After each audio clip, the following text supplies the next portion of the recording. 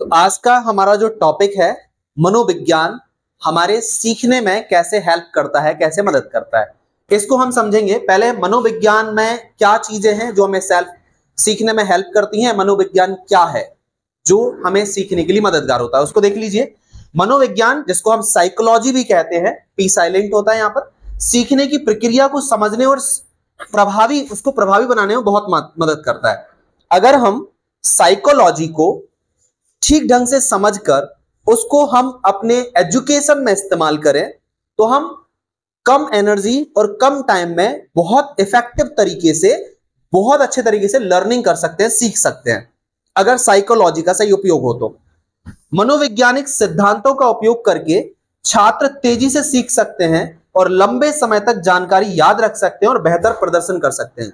मतलब टेक्निक से या मनोविज्ञान का यूज करके हम सीखने की प्रोसेस को फास्ट कर सकते हैं, जल्दी सीख सकते हैं और उसको बेहतर तरीके से लंबे टाइम तक अपने दिमाग में रख सकते हैं और बेहतर तरीके से उसको लिख सकते हैं। तीनों ही चीजें होती हैं, एब्जॉर्प्शन और उसका दिमाग में स्टोरेज और फिर उसके बाद उसका आउटपुट। ठीक ढंग से उसको सीखना, फास्ट तरीके से दिमाग में रखना और फिर उसको लिख देना। हमारा स्टूडेंट में यही तीन काम होते हैं, सीखना, दिमाग में रखना और फिर लिखना। तो ये तीनों तरीके से बहुत इफेक्टिव होते हैं, तीनों चीजें बहुत इफेक्टिव हो सकती हैं अगर हम साइकोलॉजी का सही यूज कर लें तो। ठीक है, अब हम इसमें आगे बढ़ते हैं। हमारा पहला जो है इसमें है सीखने की प्रक्रिया को समझना। सीखने की जो सही प्रोसेस है, लर्निंग की जो सही प्रोसेस है, उसको समझ लें साइकोलॉजी में कैसे हम इफेक्टिव बना सकते हैं। मनोविज्ञान बताता है कि सीखना सिर्फ रट्टा मारने या रॉट लर्निंग नहीं होती है, ठीक है, बल्कि समझने यानी कॉम्प्रिहेंशन, अनुभव करने यानी एक्सपीरियंस करना और उसे अभ्यास या प्रैक्टिस करना। लर्निंग्स में तीन चीजें होना चाहिए, रट्टाफिकेशन नहीं कि एक लाइन को बार बार रट रट के बिना समझे, समझ में आ नहीं रहा है, बोले जा रहे हैं और जबरदस्ती हमने उसको दिमाग में डाल लिया। ये ना हो करके अगर इन तीन प्रोसेस में हम ध्यान दें तो हम बहुत अच्छे तरीके से चीजों को लर्न कर सकते हैं, सीख सकते हैं, उनको दिमाग में रख सकते हैं और उनको परफॉर्म कर सकते हैं। समझें, देन उसको एक्सपीरियंस करें, उसको महसूस करें और उसके बाद उसे प्रैक्टिस करें, अभ्यास करें उसका। तीन चीजें होनी चाहिए। उदाहरण, अगर एक बच्चा किसी सिद्धांत को केवल पढ़कर याद करता है, कोई आंसर है, उसको सिर्फ पढ़ रहा है, समझ में नहीं आ रहा है और पढ़ पढ़ के उसको याद किए जा रहा है, तो वह जल्दी भूल सकता है। लेकिन अगर वह उसे प्रयोग करके देखे, उसे प्रैक्टिकल वे में सीखे कि ये जो चीज हो रही है उसे अपने आप से रिलेट करे, उसमें अपने आप को इन्वॉल्व करे और अपने एनवायरनमेंट में आसपास अपने आप से उसको कनेक्ट कर ले कि ये तो मेरे आसपास ऐसा होता है, मैंने देखा है और मैं इसको कर सकता हूं, मेरे साथ भी ऐसा होता है या ऐसा हुआ होगा। तो मतलब अपनी लाइफ से उसमें इन्वॉल्व होकर या उससे कनेक्ट करके अगर हम इस चीज को करते हैं तो प्रैक्टिकल वे होता है और इस तरीके से हम उसे समझ सकते हैं बेहतर तरीके से और उसे लंबे समय तक याद रख सकते हैं। बेसिकली जो आप पढ़ रहे हो उसमें अपने आप को इन्वॉल्व कर लो, अपने आप को इसमें रिलेट करो, तो आप उसे प्रैक्टिकल वे में समझ रहे हो और ये आपके लिए बहुत इफेक्टिव हो सकता है। क्लियर, समझ में आ गया? ठीक है, अब नेक्स्ट हम समझते हैं विभिन्न प्रकार के सीखने के तरीके। सीखने के तरीके भी अलग अलग होते हैं, हर किसी का एक जैसा नहीं होता है, हर कोई एक तरीके से नहीं सीख पाता है, हर छात्र को सीखने का तरीका अलग होता है। मनोविज्ञान हमें यह समझने में मदद करता है कि कौन सा तरीका किस छात्र के लिए बेहतर होगा, किस स्टूडेंट के लिए कौन सा तरीका बेस्ट होगा। पहला, विजुअल लर्नर्स, यानी वो देख के समझता है, सिर्फ सुन के नहीं। अगर जैसे मान लो आवाज आ रही है या हमने पढ़ लिया है तो शायद उसके लिए उतना इफेक्टिव लर्निंग ना हो, वो देखेगा तो बहुत अच्छे तरीके से सीख जाएगा। विजुअल लर्निंग, जो चित्र, चार्ट, डायग्राम देखकर जल्दी सीखते हैं। ठीक है, दूसरे स्टूडेंट होते हैं ऑडिटरी लर्नर, यानी जो सुनकर ज्यादा अच्छे से सीख पाते हैं, जो सुनकर, जैसे पॉडकास्ट, लेक्चर या कोई अगर उन्हें बता रहा है तो उसको सुनकर वो बहुत अच्छे तरीके से सीख सकते हैं, क्योंकि उनके अंदर एक क्वालिटी होती है लिसनिंग क्वालिटी, वो बहुत ध्यान से सुनते हैं, डूब के सुनते हैं, उनके अंदर ये क्वालिटी है। इसलिए वो, उनका जो लर्निंग मोड होता है वो होता है श्रव्य, ऑडिटरी, सुनकर वो सीखते हैं। समझ गए? क्योंकि उनकी स्किल है सुनने में, वो बहुत अच्छे ध्यान से सुनते हैं। तीसरा होता है स्पार्शेक या काइनेस्थेटिक लर्नर। ठीक है, जो प्रयोग करके सीखते हैं। काइनेस्थेटिक लर्नर्स वो होते हैं जो प्रयोग या एक्सपेरिमेंट करते हैं, उसको करके देखते हैं। जो उन्होंने पढ़ा है उसको वो देखते हैं अपनी लाइफ में, उसको एक्सपेरिमेंट करते हैं, करके देखते हैं, उसको एक्टिविटीज करके देखते हैं, उसकी एक्टिविटीज में इन्वॉल्व होते हैं और व्यवहारिक कार्यों में हैंड्स ऑन लर्निंग, अपने हाथों से वो चीजों में इन्वॉल्व होकर उसको करके देखते हैं। तो ये होते हैं काइनेस्थेटिक लर्नर्स। तो हम इनमें से कौन से लर्नर्स हो सकते हैं, या पार्ट पार्ट थोड़ा थोड़ा करके हम तीनों तरीके से सीख सकते हैं, ऐसा भी हो सकता है। एक होता है पाठ या रीडिंग राइटिंग लर्नर्स, रीड किया, लिख के देखा, तो ये भी एक लर्नर्स होता है। ठीक है, जो लिखकर और पढ़कर सबसे अच्छा सीखते हैं, पढ़ा और उसको लिख के देखा तो उनके दिमाग में सेट हो जाती है वो चीजें। ठीक है, इन सब में जरूरी है समझ में आना, जो हमने अभी पहला पॉइंट समझा था। समझो, उसको एक्सपीरियंस करो और उसे प्रैक्टिकल वे में इन्वॉल्व होकर उससे कनेक्ट होकर सीखो। जरूरी है चारों जो मेथड हैं, चारों जो लर्नर्स हैं, वो रट्टाफिकेशन कहीं नहीं होनी चाहिए, क्लियरिटी होनी चाहिए माइंड में कि मैं जो पढ़ रहा हूं मुझे समझ में आ रहा है प्रॉपर। ठीक है, सबसे इंपॉर्टेंट बात होती है। अगला हम देखते हैं याददाश्त बढ़ाने के तरीके। अब देखते हैं, सबकी अपनी मेमोरी होती है, कोई जल्दी याद कर लेता है तो किसी को याद करने में टाइम लगता है। तो जैसे कोई अगर एक आंसर 5 मिनट में याद कर पा रहा है, हम 15 मिनट 20 मिनट क्यों लगा रहे हैं, हम उसको क्यों फास्ट नहीं लर्न कर पा रहे हैं? इसके पीछे भी साइकोलॉजी है, उसको जरा समझने की कोशिश करें। सीखने के बाद जानकारी को लंबे समय तक याद रखने के लिए मनोविज्ञान की कई सारी टेक्निक है, तकनीकें हैं। अगर उनका सही प्रयोग करें तो हम बहुत अच्छे तरीके से उनको सीख सकते हैं और दिमाग में रख सकते हैं लंबे समय तक। स्पेस्ड रिपीटेशन मेथड होता है। इसमें क्या होता है, बार बार पढ़ने की बजाय समय समय पर दोहराना। यानी हमने एक आंसर पढ़ा और उसे हम बार बार 10 मिनट तक 20 मिनट तक पढ़ते रहे, रिवाइज मतलब उसको पढ़ते रहे, रिपीट रिपीट करते रहे। इससे बेहतर है आपने उसको 2-3 बार पढ़ा, 5 मिनट पढ़ा, उसके बाद आप 1-आध घंटे बाद उसको फिर रिवाइज कर लो, या सुबह पढ़ा तो शाम को रिवाइज कर लो और दोपहर में रिवाइज कर लो। तो ये होता है गैप के साथ उसको पढ़ना, एक बड़ा गैप देके। एकदम से ये मत सोचो कि वो दिमाग में सारे 10 के 10 आंसर एक ही बार में एक झटके में आ जाएं। अगर आपको आ सकता है तो बहुत अच्छी बात है, और अगर नहीं आने तो उसमें बहुत ज्यादा टाइम वेस्ट करने की बजाय आप उसे 2 बार 4 बार पढ़ के उसको समझ के याद कर लो, फिर एक बार सुबह दोपहर को रिवाइज कर लो, शाम को रिवाइज कर लो, उसे 2-3 बार रिवाइज कर लो, 2 दिन बाद 3 बार फिर रिवाइज कर लो, 1 हफ्ते बाद रिवाइज कर लो। तो ये टेक्निक होती है कि उसे 2-3 बार गैप के साथ रिवाइज कर लें तो दिमाग में सेट रहता है। उदाहरण, अगर आज आपने कोई चैप्टर पढ़ा है तो अगले दिन उसे फिर से देखें, फिर 3 दिन बाद देखें और फिर 1 हफ्ते बाद देखें। इस गैप में जब उसको 2-3 बार आप देख लेंगे तो वो चीज एकदम क्लियरिटी के साथ माइंड में आ जाएगी। समझ गए? तो ये चीज होती है, जैसे मान लो अपन गेंद उछालते हैं, तो गेंद को अपन ने उछाला, वो एक बार ऊपर आएगी, फिर थोड़ा ऊपर आएगी, फिर तीसरी चौथी बार में आराम से बैठ जाएगी। ऐसे ही हमारे दिमाग में जो चीजें हम पढ़ते हैं वो उछलती हैं, बाहर भाग जाती हैं। आप उन्हें फिर से एक बार मौका दो, रिवाइज करो, वो थोड़ा सा कम उछलेगी, यानी ज्यादा देर तक दिमाग में रहेगी। एक बार 2 बार और रिवाइज करो, फिर वो और कम उछलेगी और दिमाग में बैठ जाएगी। ठीक है, तो आप उसे 2-3 बार, आपको 4 बार टाइम देना होगा। कई बार हम ये सोचते हैं हमने पढ़ा तो था, हम क्यों भूल गए, और फिर डिप्रेशन में, टेंशन में बहुत ज्यादा सोचने लगते हैं, यार मेरा दिमाग तो पता नहीं कैसा है, मैं तो याद करती हूँ भूल जाती हूँ, भूल जाता हूँ। अरे भाई, सबका दिमाग एक जैसा होता है। वो जो याद रख पाता है वो इसलिए याद रख पाता है, उसे 2-4 बार रिवाइज कर लेता है, प्रैक्टिस कर लेता है, इसलिए इसको दिमाग में टिकती है वो बात। ठीक है, अगला तरीका होता है माइंड मैपिंग करना, मतलब किसी टॉपिक को डायग्राम या चार्ट के रूप में व्यवस्थित, क्योंकि हमारा दिमाग जो है ना, पिक्चर्स या चार्ट को ज्यादा अच्छे तरीके से कैप्चर कर पाता है। यानी हमारे दिमाग में जो डिजाइन्स होती है ना, वो ज्यादा दिनों तक, ज्यादा लंबे टाइम तक मेमोरेबल होती हैं, रिमेंबरिंग होती हैं, ना कि वर्ड्स, अक्षर या शब्द सब लगभग एक जैसे ही दिखते हैं, लेकिन डिजाइन, हर डिजाइन अपने आप में एक यूनिक डिजाइन होती है, हर स्ट्रक्चर अपने आप में एक अलग होती है। वर्ड्स सब एक जैसे ही होते हैं, इसलिए जो सब एक जैसे होते हैं ना, वो इंपैक्ट नहीं डाल पाते, वो निकल जाते हैं। लेकिन हर एक यूनिक डिजाइन, हर एक अलग तरीके से बनाई गई स्ट्रक्चर, एक अलग तरीके से की गई मैपिंग यूनिक होती है, और वो हमारे दिमाग में एक इमेज क्रिएट कर जाती है, क्योंकि हर एक जैसी सिमिलर नहीं होती है। हम स्ट्रक्चर को अलग तरीके से बनाएं, उसको दिमाग में रखें, उसका अच्छा मैप बनाएं और दिमाग में रखें तो वो लंबे टाइम तक रहेगा। ठीक है, तो ये एक तरीका होता है। अगला होता है कि हम एसोसिएशन टेक्निक। एसोसिएशन टेक्निक क्या होती है? नई जानकारी को पहले से ज्ञात चीजों को जोड़ना।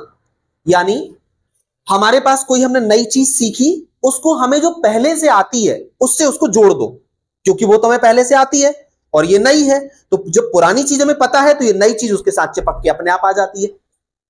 आपको जो पहले से जानकारी है, पहले से ज्ञान है, उस ज्ञान के साथ नई चीज को जोड़ दो तो पुराना तो आपको पता है, तो नई भी आपको उसके साथ चिपक के अपने आप पीछे चली आती है।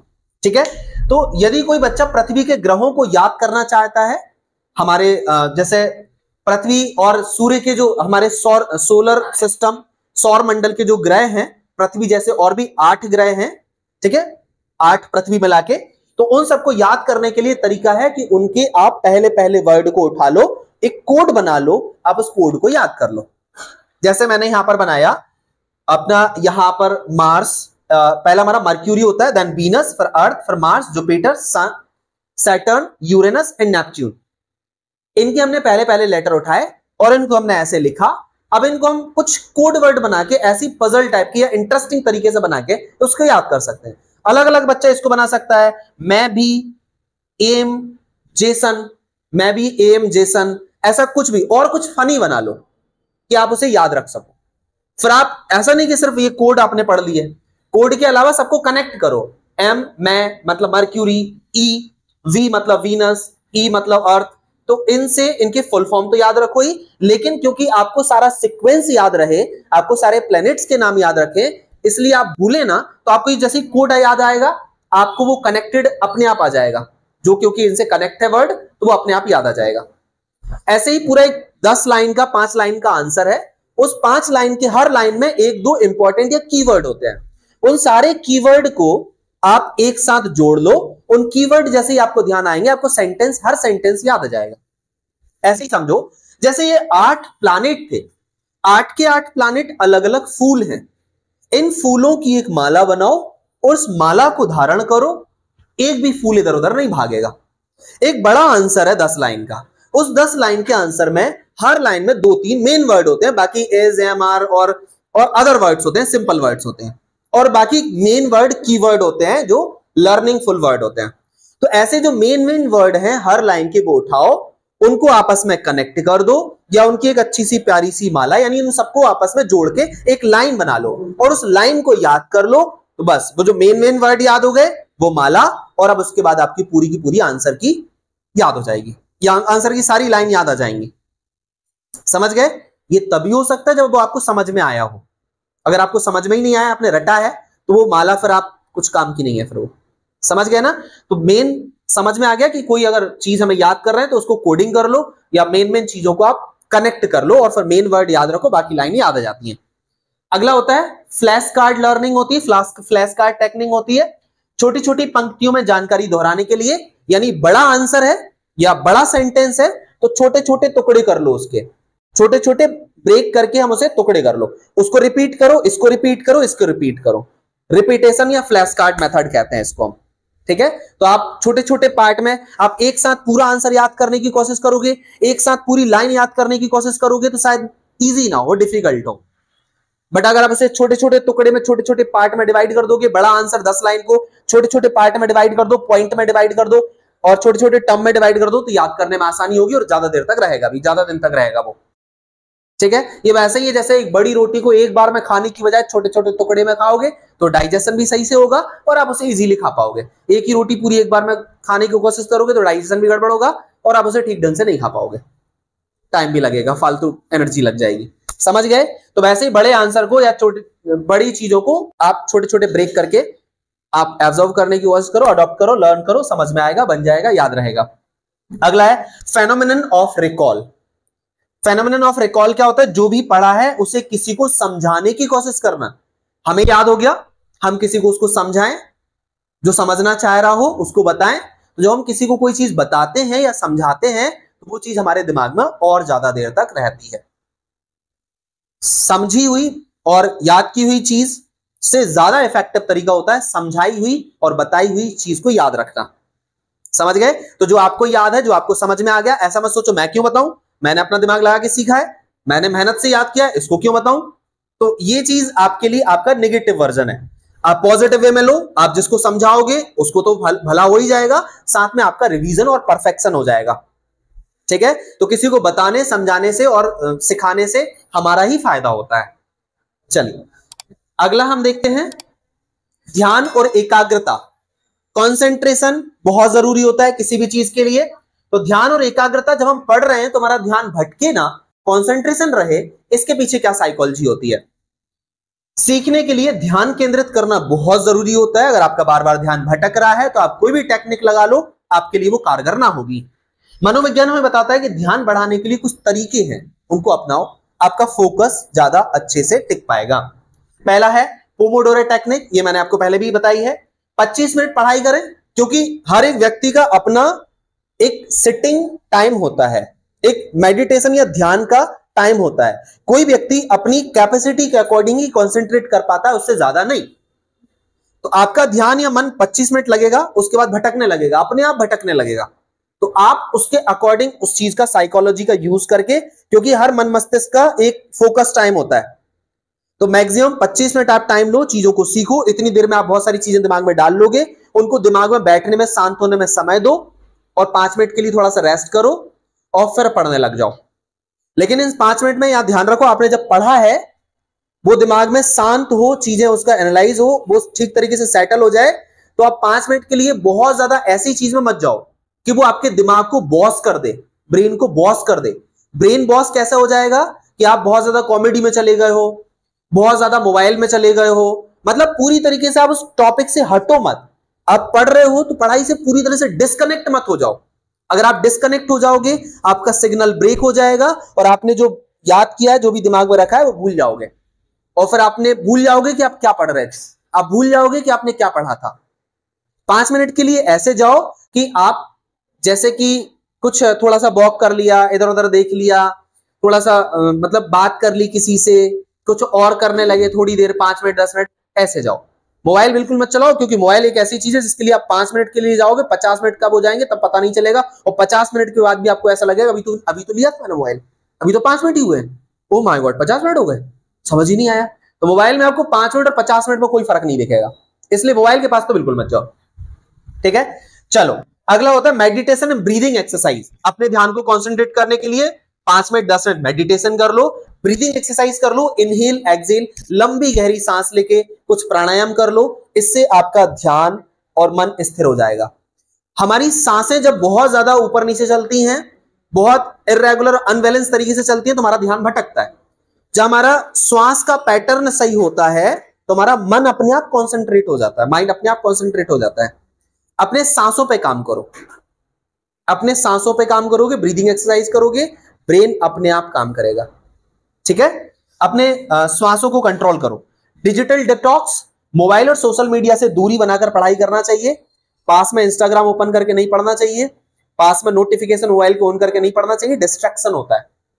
डिस्ट्रैक्शन बिल्कुल ना हो, जब जहां आप पढ़ रहे हो वहां रत्ती भर भी डिस्ट्रैक्शन ना हो, अदरवाइज आप नहीं पढ़ पाओगे, बार बार डिस्ट्रैक्ट होते रहोगे, आपका ध्यान लगेगा ही नहीं।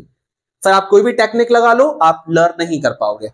ठीक है, नॉइस फ्री वातावरण, बाहर बार बार शोर ना आ रही हो, पैपो पैपो ना हो रही हो, कोशिश करो कि हम अपने आप को कॉन्सेंट्रेट कर पाए। और फिर दूसरी बड़ी बात, जब हम कॉन्सेंट्रेट हो जाते हैं उस समय फिर कहीं भी कुछ भी चल रहा हो हमें पता ही नहीं चलता है। बाहर अगर डीजे ही बज रहा हो, उसमें कुछ अच्छा इंटरेस्टिंग गाना भी बज रहा हो और हमारा ध्यान पूरी तरह से हम पढ़ाई में डूबे हुए हैं, फिर हमें पता ना चलेगा कि बाहर क्या हो रहा है। लेकिन जरूरी है कि जब आप ध्यान बिठा रहे हैं, जब आप पढ़ाई में मन लगा रहे हैं, उस समय आप आसपास कोई आवाज ना आए जिससे कि आपका ध्यान उस आवाज की तरफ खिंचे और आप बार बार इस तरीके से आपका ध्यान डिस्टर्ब होता रहे। ठीक है, तो नॉइज फ्री वातावरण कोशिश करें। शांत जगह पर पढ़ाई करने से बेहतर एकाग्रता आती है, बेहतर एकाग्रता आती है, बेहतर कंसंट्रेट कर पाते हैं। अगला है सीखने की रुचि बढ़ाना। मन ही नहीं लगता है भाई, कोशिश तो करते हैं, इंटरेस्ट ही नहीं है ना, फालतू थोपी जा रही पढ़ाई। तो बिकॉज क्योंकि पढ़ाई नेसेसरी है, ड्यूटी है, हमारे फ्यूचर के लिए एक बेहतर सोर्स क्रिएट करती है, इसलिए हमें इसे इंटरेस्टिंग बनाए तो मजा आएगा पढ़ने में और हमें बोरियत नहीं लगेगा। इंटरेस्टिंग बनाने के लिए पीछे साइकोलॉजी क्या है, अगर कोई विषय बोरिंग लगता है तो मनोविज्ञान हमें उसे रोचक बनाने के लिए तरीके बताता है। अगर कोई बोरिंग सब्जेक्ट है तो उसको इंटरेस्टिंग या रोचक बनाए तो आपको उसको पढ़ने में मजा आएगा और आप उसे याद कर पाएंगे। गेमिफिकेशन, अगर पढ़ाई को खेल की तरह बनाया जाए, जैसे क्विज, कंपटीशन बना लो, प्रतियोगिता बना लो, तो बच्चे जल्दी सीखते हैं। एक दूसरे से कंपटीशन करो कि मैं इतनी याद कर सकता हूं, तुम इतनी याद करके दिखाओ। तो हम 2-4 लोग कंपटीशन बना ले, क्विज बना ले कि हम लोग आपस में क्वेश्चन के आंसर देंगे, एक दूसरे से क्वेश्चन पूछेंगे। तो ऐसे क्विजिंग कर लो, कुछ कंपटीशन क्रिएट कर लो। कंपटीशन हमें उस चीज में इंटरेस्ट दिला देता है। इंटरेस्ट नहीं भी होता है तो हमें लगता है कि हम हार ना जाए, मैं पीछे कैसे रह जाऊंगा, तो हम उसमें पढ़ते हैं, फिर मजा आता है फिर हमें। ठीक है, तो आप किसी चीज को कंपटीशन या क्विज बनाओगे तो आपको उसको पढ़ने में इंटरेस्ट क्रिएट होने लगेगा। रियल लाइफ एग्जांपल्स मतलब हमारे आसपास जो चीजें हो रही हैं, हम जो आसपास देखते हैं, जो हमारी लाइफ में होती हैं, उन चीजों के साथ एग्जांपल के साथ उसको जोड़ लें। अगर बच्चे जैसे गणित के किसी फॉर्मूले को वास्तविक जीवन में उपयोग में लाया जाए तो वह जल्दी सीखेगा। मैथमेटिक्स का फॉर्मूला हम उसको देखें कि ये जैसे प्रोबेबिलिटी है, प्रोबेबिलिटी के फॉर्मूले हम देख रहे हैं कि प्रोबेबिलिटी कहां लगती है, कोई चीज हो रही है, किसी के आने की पॉसिबिलिटी है, बारिश होने की संभावना है, किसी चीज की घटना के होने की पॉसिबिलिटी है, तो उसको अपनी लाइफ में जोड़ लें तो बहुत मुश्किल ना होगा समझना उसको। और भी कोई चीजें हैं, कोई वैल्यूज फाइंड करना, कोई जैसे ये क्यूबॉइड है, हॉल को अपन ने क्यूबॉइड मान लिया, इसमें लेंथ है, ब्रेड्थ है, हाइट है, तो इसमें कैसे हम एरिया एंड वॉल्यूम, तो इन सारी चीजों को अपने आसपास जोड़ लें, इंटरेस्टिंग हो जाएगा। रियल लाइफ से जोड़ लें। मैथ्स जब रियल लाइफ में आती है तो हम मजा आता है और सीखने में आसान हो जाता है। ठीक है, वैसे ही इंटरेक्टिव लर्निंग जैसे वीडियो से, ऑडियो से, प्रैक्टिकल एक्टिविटी से सीखने में मजा आता है। तो अगर और इंटरेस्टिंग बनाना है तो उसके कुछ एनिमेटेड वीडियोस देख लें, कुछ और उसको सुन ले, तो ऐसे भी हम उसको इंटरेक्टिव बना सकते हैं, इंटरेस्टिंग बना सकते हैं। ठीक है, ये कुछ टेक्निक है चीजों को इंटरेस्टिंग और इंटरेक्टिव बनाने के लिए। ओके, नेक्स्ट हम देखते हैं परीक्षा का डर। मेहनत तो कर ली लेकिन एक प्रेशर और टेंशन क्रिएट हो जाता है एक समय पर, जितना भी मेहनत की, जितना भी याद किया, सब बेकार होने लगता है। ठीक है, तो परीक्षा का डर और तनाव कम करना, इसके पीछे साइकोलॉजी क्या है? मनोविज्ञान हमें बताता है कि परीक्षा के डर से बचने के लिए हमें किस तरह की रणनीति या स्ट्रेटेजी बनानी चाहिए। पहला, सकारात्मक सोच, पॉजिटिव थिंकिंग। निगेटिविटी दिमाग से निकाल दीजिए। मैं ये कर सकता हूं जैसी बात खुद से आत्मविश्वास और कॉन्फिडेंस के साथ बोलिए। ये बात दिमाग से निकाल दीजिए कि मुझसे नहीं हो पाएगा, एग्जाम बहुत पास में है, एग्जाम बहुत मुश्किल होने वाला है, मैंने साल भर में कुछ भी नहीं पढ़ा है, पता नहीं क्या आएगा, पता नहीं क्या होगा, कैसे होगा। इन सब चीजों को दिमाग से निकाल करके एक चीज सोचिए कि मैंने जो पढ़ा है, मैंने जो याद किया है, उसके लेवल पर जितना मुझे तैयारी है उसको मैं कॉन्फिडेंट हूं और मैं कर सकता हूं, मैं और तैयारी करूंगा और मैं उसको कर लूंगा। मेरे लिए कोई ये बहुत बड़ा जीवन और मृत्यु का एग्जाम नहीं है, कोई जंग नहीं है, ये एक गेम की तरह लो कि मुझे ये जीतना है, और क्योंकि मैंने मेहनत की है, थोड़ी बहुत भी की है, मैं कर सकता हूं, मैं और मेहनत करूंगी और अच्छे से कर सकता हूं। तो एक अपने अंदर एक कॉन्फिडेंस क्रिएट करो, पॉजिटिव सोचो, नेगेटिव वे में मत जाओ। जब आप नेगेटिव सोचते हो तो जितनी आपके अंदर कैपेसिटी होती है आप उतना भी नहीं कर सकते हो, फिर जितनी आप में काबिलियत या क्षमता होती है आप उतना भी नहीं कर पाओगे अगर आप नेगेटिव सोचोगे। तो पॉजिटिव सोचोगे तो आप अपनी कैपेसिटी से भी ऊपर कर लोगे, जितनी आपकी क्षमता है आप उससे भी ज्यादा कर लोगे। ब्रीदिंग एक्सरसाइज और रिलैक्सेशन टेक्निक्स, गहरी सांस लेने से मांसपेशियों को आराम देने से तनाव कम होता है। मैंने अभी आपको बताया योगा एंड प्राणायाम जो होते हैं उससे हम अपने आप को रिलैक्स दिला पाते हैं, टेंशन फ्री हो पाते हैं। ठीक है, और वो हमें पॉजिटिव होने में हेल्पफुल होता है, टेंशन कम होती है, डिप्रेशन कम होता है। अच्छी नींद और व्यायाम बहुत जरूरी है। कई बार एग्जाम आते हैं, हम सोना कम कर देते हैं और हम बहुत ज्यादा हड़बड़ाहट करने लगते हैं, बहुत ज्यादा भाग दौड़ करने लगते हैं, क्या करूं क्या ना करूं, तो ऐसे में हम और ज्यादा टेंशन में चले जाते हैं। रिलैक्स रहो, एक्सरसाइज कर लो, एक्सरसाइज को टाइम दो, इससे हम अपने आप को बैलेंस कर पाते हैं, हार्मोन्स बैलेंस कर पाते हैं, बायोलॉजिकली अपने आप को स्टेबल रख पाते हैं, अपने आप को कॉन्सेंट्रेट रख पाते हैं ब्रीदिंग एक्सरसाइज एंड व्यायाम से। और दूसरा कि हम अच्छी नींद लें, 6 घंटे 7 घंटे जो हमारे पास रिक्वायरमेंट है, एक ही टाइमिंग में कोशिश करें कि आप 6 घंटे 7 घंटे की नींद लें। ब्रेन को प्रॉपर एनर्जी मिलेगी, रिलैक्स मिलेगा, ब्रेन अपने हिसाब से पूरी एफिशिएंसी के साथ काम कर पाएगा। जब ब्रेन पूरी एफिशिएंसी के साथ काम करेगा तो ब्रेन बहुत अच्छे से काम करेगा। जब ब्रेन बहुत अच्छे से काम करेगा तो आप ज्यादा एनर्जी और ज्यादा एनर्जी ना लगा के कम एनर्जी में कम टाइम में ज्यादा अच्छे से रिजल्ट ले सकते हो। ठीक है, तो एग्जाम के डर से नींद ना लेना हमारे लिए और भी नेगेटिव हो जाता है। ठीक है, तो अच्छी नींद और एक्सरसाइज बहुत जरूरी है टेंशन को कम करने के लिए, लोड को कम करने के लिए। अगला होता है आत्म प्रेरणा, सेल्फ मोटिवेशन, खुद को मोटिवेटेड रखें, नेगेटिविटी में ना जाएं। सीखने के लिए आत्म प्रेरणा बहुत जरूरी है। मनोविज्ञान मोटिवेशन थ्योरीज बताती है कि इंसान किन चीजों से प्रेरित होता है। मैस्लोज हायरार्की ऑफ नीड्स बताती है अगर कोई बच्चा प्रेरित नहीं है, खुद से मोटिवेटेड नहीं है, इंस्पायर्ड नहीं है, तो सबसे पहले उसे अपने बुनियादी जरूरतें खाना, नींद, आराम पूरी करनी है। अगर वो मोटिवेटेड नहीं रह पा रहा है, एक्टिव और एनर्जेटिक फील नहीं कर रहा है, तो वो अपनी बेसिक रिक्वायरमेंट पे ध्यान दे पहले। इसलिए उसमें मोटिवेशन की कमी आ रही होगी। वो खाना ठीक से नहीं खा रहा है, वो नींद ठीक से नहीं ले रहा है, वो अपने बॉडी एंड माइंड को प्रॉपर रिलैक्सेशन नहीं दे रहा है, तो शायद वो मोटिवेटेड, एनर्जेटिक, एक्टिव और रिलैक्सेशन फील नहीं कर पा रहा है। ठीक है, तो ये एक तरीका बताता है कि आप खाना, नींद और आराम पर ध्यान दें तो आपका एनर्जेटिक और एक्टिव अपने आप को रख सकते हैं। इंस्ट्रक्शंस मोटिवेशन क्या होता है? इंट्रिंसिक मोटिवेशन यानी आंतरिक प्रेरणा। अगर बच्चा महसूस करे कि पढ़ाई उसके जीवन को बेहतर बनाएगी तो वो खुद को प्रेरित करेगा, यानी उसके आगे एक एम है, लक्ष्य है। वो इसलिए नहीं पढ़ रहा है कि उसके घर वाले उसको पढ़ा रहे हैं, वो इसलिए नहीं पढ़ रहा है क्योंकि एग्जाम है, वो इसलिए पढ़ रहा है कि इस एग्जाम या इस एजुकेशन से वो अपने आगे आने वाली लाइफ को बेहतर बना सकता है, अपनी लाइफ स्टाइल को बेहतर बना सकता है और अपने जीवन में बहुत बड़ी बड़ी अचीवमेंट्स और उपलब्धियां हासिल कर सकता है। वो इसलिए सीख रहा है, इसलिए पढ़ रहा है। और जब हमारे पास ये उद्देश्य होता है तो हमारा पढ़ाई में मन लगता है, मजा आता है पढ़ने में।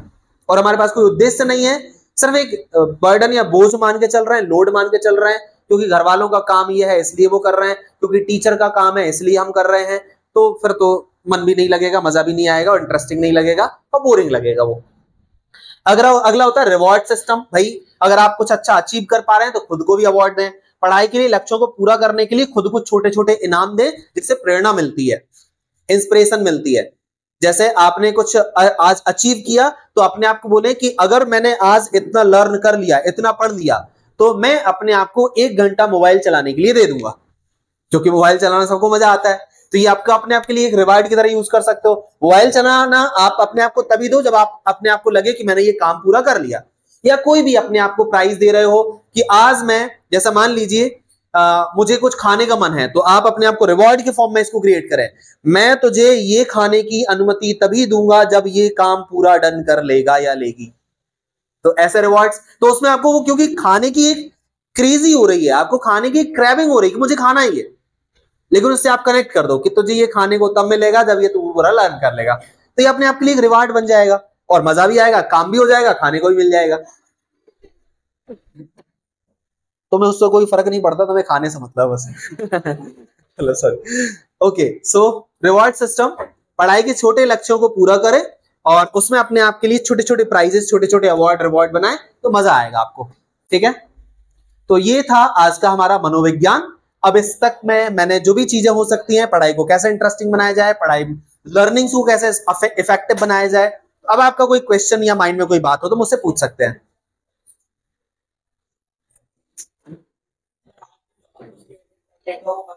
हाँ, कोड बना के कर लो। हाँ, अगर जैसे 10 क्वेश्चन हम कोड बना के कर रहे हैं या हाँ, जैसे सर डी से डिसिप्लिन और डी से सर डिमोनेटाइजिंग कुछ भी है, हाँ। तो सर वो कंफ्यूजन नहीं। देखो 10 आंसर को क्यों जोड़ रहे हैं भाई?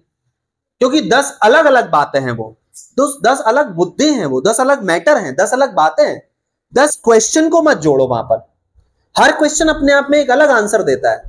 एक क्वेश्चन और उसके आंसर को लिंक करो, उस आंसर में जो बातें बोली जा रही हैं उनको कनेक्ट करो, क्वेश्चंस को कनेक्ट मत करो, क्योंकि क्वेश्चंस बहुत डिफरेंट भी हो सकते हैं जिनका कोई आपस में तालमेल ही ना हो। समझ गए?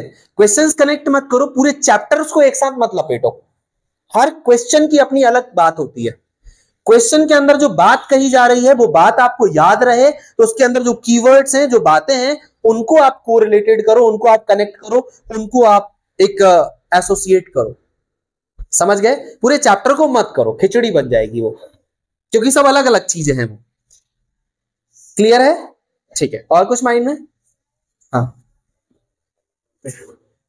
6-7 घंटे की नींद इसलिए जरूरी होती है क्योंकि हमारे ब्रेन को और बॉडी फंक्शंस को रेस्ट की जरूरत होती है।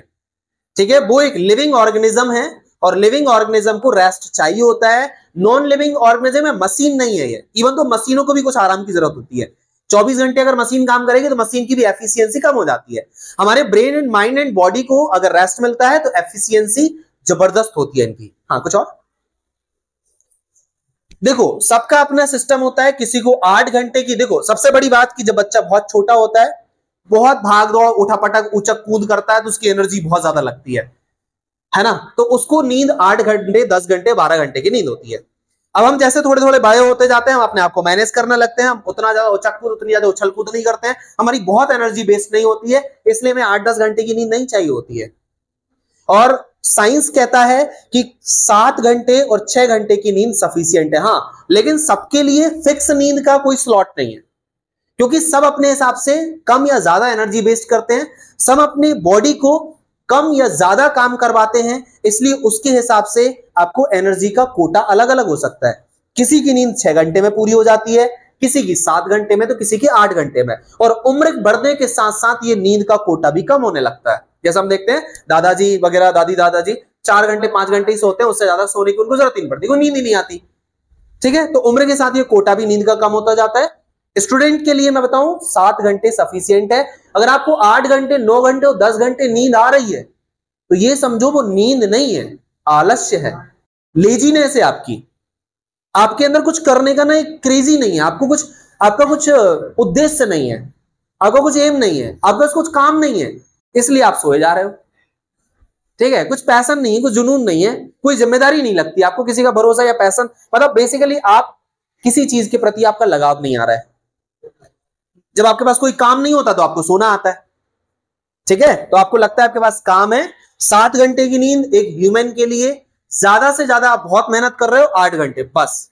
8 से ज्यादा जो नींद ले रहा है दैट इज नॉट नींद, that is not sleep, that is laziness, आलस्य उसको कहा जाता है। और फिर क्योंकि हम उसको आदत बना लेते हैं तो इसलिए हमें लगता है हमारी बॉडी की रिक्वायरमेंट नहीं है, हमने उस आलस्य को अपनी आदत बना लिया है, इसलिए वो आलस्य या आदत हमारी फुलफिल नहीं हो रही है, तो हमें फिर चिड़चिड़ापन ऐसी चीजें होने लगती हैं। इसलिए अपनी आदत को सही मेंटेन करो, सही तरीके से आदतों को मैनेज करो।